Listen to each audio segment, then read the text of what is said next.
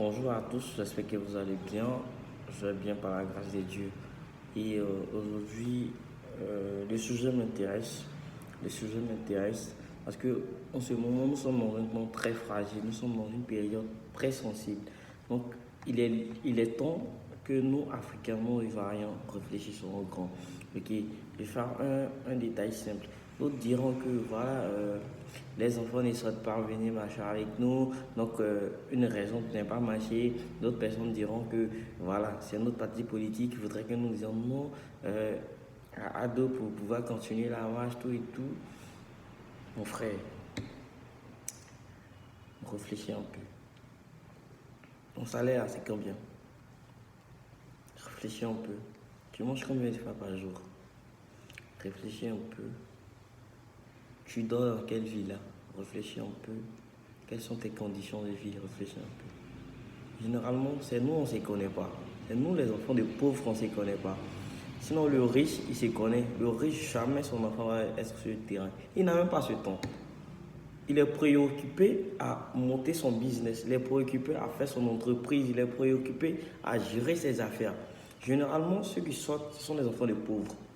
Et comme vous n'avez pas de dignité, comme vous n'avez pas de sagesse, comme vous n'avez pas de réflexion, c'est vous mettez dans la rue. On vous tue comme des poulets, on vous tue comme des moutons et on vous mate normalement et on vous emprisonne.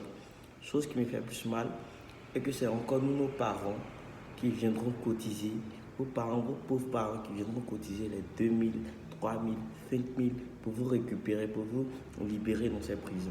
C'est ce qui me fait plus mal. Payez votre caution. On va perdurer dans cette médisance combien d'années? On va perdurer dans cette petite réflexion durant combien d'années? Durant combien d'années? En 2011, 3000 morts. Réfléchissons un peu. En 2011, 3000 morts. Monsieur Laurent Gbagbo est acquitté. On dit que Gbagbo n'est pas coupable, Ado n'est pas coupable, Bédié n'est pas coupable. Qui sont coupables? Qui sont les vrais coupables? Blé Goudé a acquitté. Ado il vit à l'aise. Tu que Soro Guillaume lui vit à l'aise en France. Toi, ton parent il est mort. Tu as eu quoi? Parmi les 3000 morts, chacun a au moins un parent là-dedans. Et 3000 morts, c'est ce qui est reconnu. Sinon, en réalité, il y a pire que ça. Il y a eu plus que ça. On a tout un parent qui est là-dedans. Mais on n'a pas eu, on n'a rien eu. On n'a pas eu d'argent, on n'a pas eu de trophées pour se faire, on n'a rien eu. Et encore en 2020, on veut continuer la marche pour des personnes qui n'ont même pas été reconnaissantes. Moi, j'ai des parents ministres.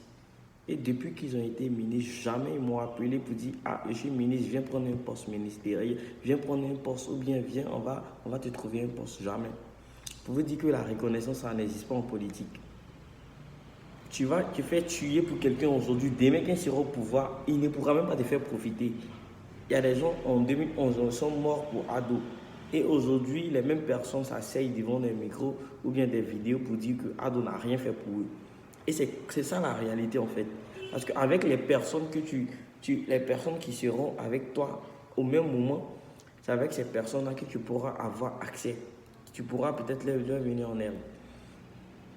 Chers frères et sœurs, je ne suis pas le plus intelligent, je ne suis pas le surdoué, mais au moins j'ai ma tête et ma matière graisse qui travaille. Moi, j'aime bien Ado, j'aime la politique des Ado, mais jamais je sortirai je vais marcher pour Ado, jamais de ma vie je le ferai.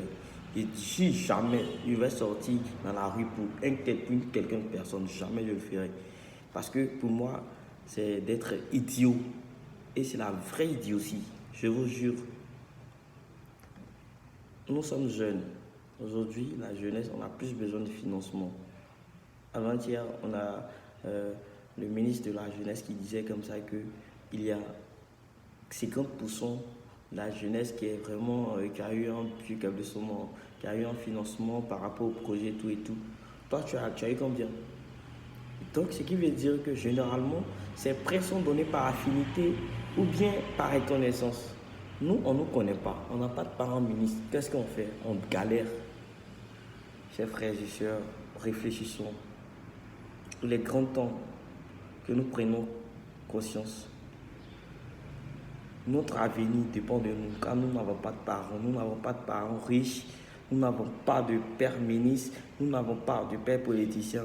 Pour ce faire, nous regarder dans le rétroviseur. On regarde la situation de nos parents pour mieux gérer, car nous sommes vraiment l'intérêt de notre parent. Tout le monde continue et tu ne te fais pas tuer par quelqu'un, ne te fais pas mater par les gens. Reste chez toi à la maison, à travers ta page Facebook, tu dis ce que tu as envie de dire, tu fais ta politique à travers derrière ton téléphone, au calme, simplement. Ne te fais pas tuer par quelqu'un. Je vous remercie.